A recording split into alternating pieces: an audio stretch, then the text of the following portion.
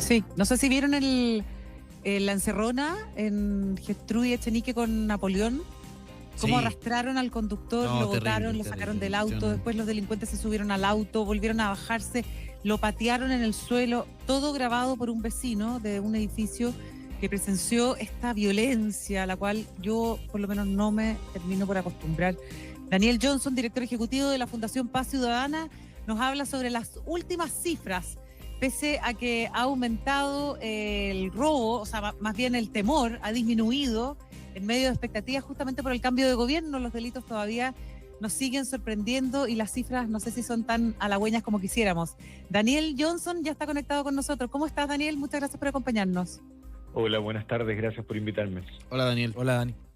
Oye, bueno, esta violencia definitivamente nos impacta, nos duele en este delito y en muchos otros que ocurren día a día. ¿Cómo ha evolucionado el temor en medio justamente de esta campaña presidencial donde el foco es la seguridad?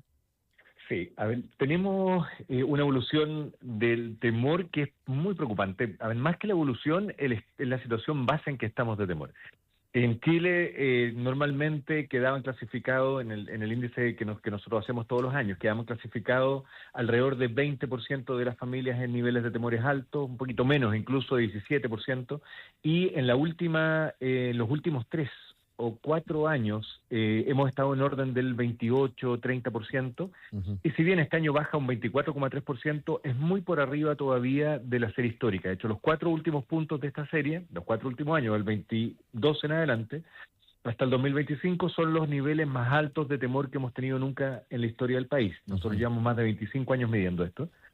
Y además hay algunas estadísticas internacionales en que Ipsos o Gallup, que son encuestadores grandes internacionales, le preguntan a distintos países las mismas preguntas y Chile queda clasificado como uno de los países con el mayor nivel de temor. De hecho, en Ipsos somos el país en que más seleccionamos el crimen y la violencia como la principal preocupación, el país que más la selecciona en el mundo.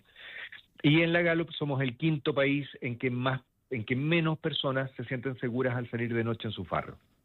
Entonces estamos con un nivel de temor muy alto Muy y alto. eso tiene consecuencias en los comportamientos de todos los chilenos, en el comportamiento de cada uno de nosotros y esos comportamientos son extremadamente limitantes para el desarrollo de la vida de cada uno Sí. de nosotros. Bueno, justamente el estudio destaca, Daniel, que el 96% de los hogares ha tomado medidas para evitar ser víctimas de delito o cambiar, por ejemplo, horario o las rutas que está habitualmente acostumbrado a hacer. ¿Qué impacto, justamente, te quería preguntar, tiene este comportamiento en la vida cotidiana de los ciudadanos y en la percepción también de seguridad? Mira, los impactos son brutales. Primero, nosotros medimos la calidad normalmente de los barrios en función de cuál es el entorno que tienen, no tanto en la casa, sino en el entorno. Y hablamos de si el barrio está provisto de servicios, si el barrio tiene un cajero automático, si el barrio tiene áreas verdes. Todas estas inversiones que pueden ser muy relevantes, que se hacen para tratar de mejorar la calidad de vida en los barrios, pasan a ser irrelevantes cuando no son utilizados porque son percibidos como lugares peligrosos. Eso es lo primero. En segundo lugar, tiene que ver también con cambios de comportamiento que son posibles por parte de la ciudadanía. La ciudadanía no va a dejar de ir a trabajar, pero sí va a dejar de ir a comer afuera, sí va a dejar de ir a ver una película o una obra de teatro. Entonces, el comercio se ve muy afectado y no es solo el problema económico del comercio, que ya es muy grave, porque hay posibilidades de trabajo, hay muchas cosas que se pueden ver mermadas, sino además el desarrollo de las mismas familias, por supuesto. Claro. Y por otro lado, nosotros hicimos un estudio, o sea, esto es casi inimaginable hasta dónde puede llegar. Nosotros hicimos un estudio hace 2 años en que evaluamos consecuencias del temor, particularmente en las mujeres, que están mucho más atemorizadas que los hombres. Y vimos que había un efecto directo en la desocupación de carreras vespertinas.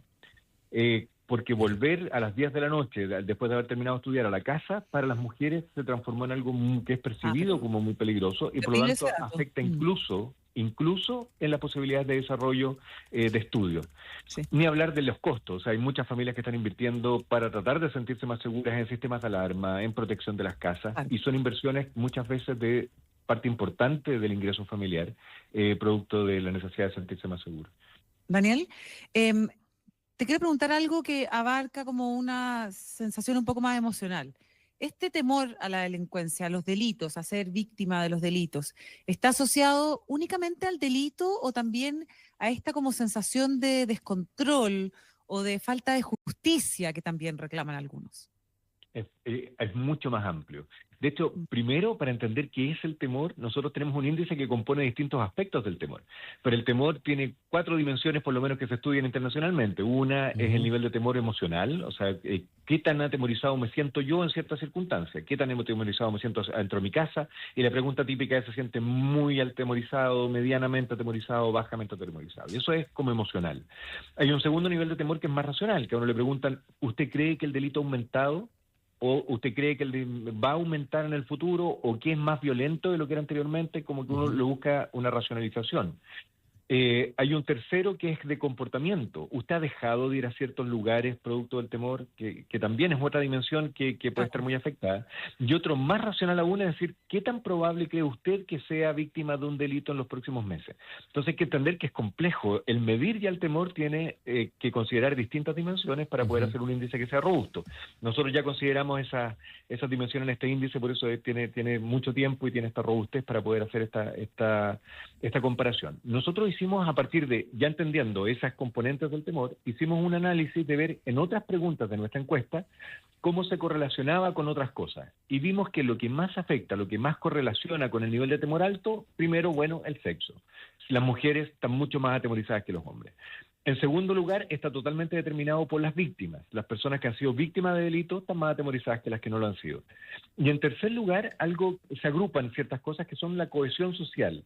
Y ahí está el nivel socioeconómico, está el cuánto se conocen con sus vecinos, están también los servicios que me provee el Estado en mi territorio. Esos factores del entorno también correlacionan de manera importante con el nivel de temor que tiene la familia. Entonces hay muchas cosas.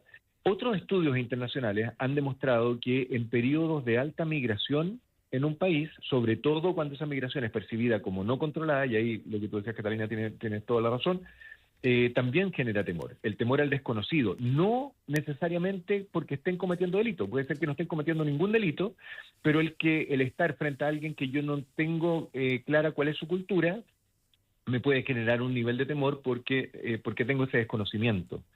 Y más aún, si vemos que hay concentración de ciertas tipologías de delitos que han aumentado, en particular en Chile, los homicidios han aumentado, aunque han disminuido la verdad los últimos 2 años, sí, pero los niveles que tenemos son más altos de los que estábamos acostumbrados, y otros delitos como extorsiones, secuestros, que estamos viendo también, evidentemente están generando un nivel de temor alto. Daniel, ¿cómo hacemos esta correlación entre la medición del temor y la poca credibilidad o la baja nota que pone la ciudadanía a las instituciones encargadas de la seguridad?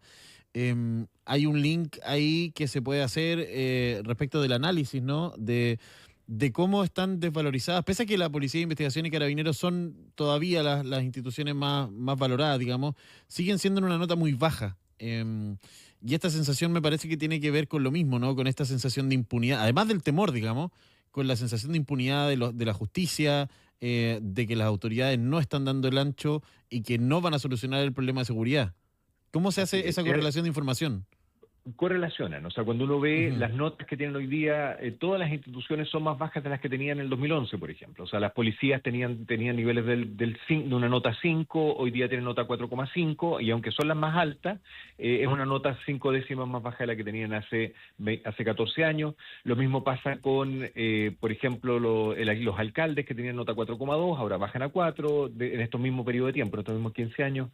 El gobierno tenía nota sobre 4 y ahora tiene nota 3,3, etcétera. O sea, los senadores y diputados tenían nota sobre 3, ahora tienen nota 2,4. O sea, vemos una evolución negativa. ¿Qué es primero, el temor o la evolución negativa? Yo creo que esto es un círculo vicioso. O sea, mientras menos confianza y legitimidad tenemos en las instituciones, o sea, quien tiene la responsabilidad de defenderme, protegerme o atenderme en el minuto de ser víctima de un delito, si yo no tengo confianza en esa institución, me voy a sentir más atemorizado. El problema es que si yo no tengo confianza en las instituciones, se producen otros efectos, como baja la denuncia. Y las instituciones que tienen que perseguir el delito, si tienen menos información, van a ser menos eficientes en disminuir los delitos y en condenar a las personas que lo están cometiendo. Entonces, las mismas policías, cuando están deslegitimadas, les cuesta mucho más ejercer su labor. Un control policial se hace más complejo en las calles, el entrar a una vivienda, el hacer la investigación penal a través de las preguntas que necesita que colabore la ciudadanía. En el caso del crimen organizado, esto es muy crítico porque las personas para poder denunciar tienen que sentir que donde hacen la denuncia los va a proteger. Si uno siente, y hemos tenido noticias de instituciones públicas que están siendo corrompidas y que están cooptadas por algunas instituciones, por algunas organizaciones intelectuales, eso me va a inhibir porque no me voy a sentir protegido al hacer una denuncia y con eso lo dejo con menos información y menos pueden perseguir el delito. Entonces, todas estas dimensiones correlacionan, pero no es que uno pudiera decir una es causa de la otra, sino que ambas simultáneamente son causa en sí mismas. Sí. O sea, tenemos menos seguridad si hay menos legitimidad, Daniel. y si tenemos menos seguridad hay más temor. Y eso es un círculo vicioso muy peligroso. Sí, el temor. Bueno, ya tú definías el temor y hemos visto cómo la seguridad y el temor también de cierta forma se ha tomado la agenda política. ¿Qué papel crees que juega acá el discurso político en alimentar este miedo ciudadano? A ver, afecta, pero nosotros no vemos, hemos tratado de encontrar correlaciones o buscado distintas cosas, pero entre una es el mayor temor en periodos de campaña y la verdad es que no se produce. Y lo que sí vemos, a ver, es una hipótesis, no es algo que tengamos confirmado, pero algo de relación hay entre los cambios de gobierno, incluso independiente del color político, que cuando terminan los gobiernos hay expectativas positivas quizás. O hay una percepción más positiva de lo que está haciendo el mismo gobierno, entonces tienden a mejorar un poco los indicadores, y algo de eso podría haber en el menor nivel de temor que tenemos este año con respecto al año anterior, siendo de todas maneras niveles de temor que son extremadamente altos para lo que teníamos anteriormente.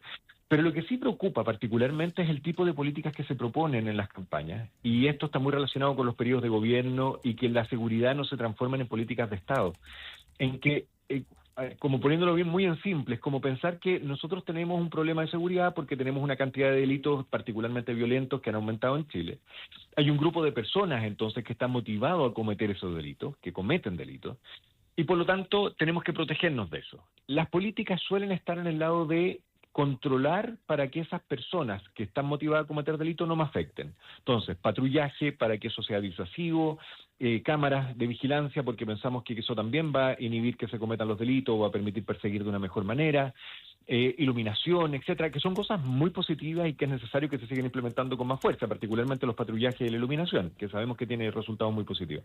Claro. Pero no estamos haciendo políticas que tienen que ver con disminuir a la cantidad de personas que están motivadas a cometer delitos. Si no disminuimos ese volumen, nunca vamos a poder estar tranquilos, porque siempre vamos a manejar el temor, obviamente.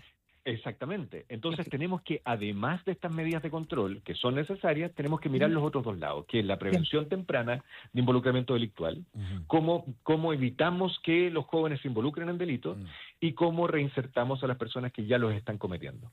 Esos dos focos son muy necesarios, son más de largo plazo, pero están muy ausentes de la discusión de las políticas públicas hoy día. Muy interesante escucharte, como siempre, Daniel Johnson, director ejecutivo de la Fundación Paz Ciudadana. Gracias por haber estado hoy día con nosotros, que te vaya muy bien. Gracias, Daniel. Muchas gracias a Que esté muy bien, Daniel, cuídate. Hasta pronto. Igual. Es la 1:00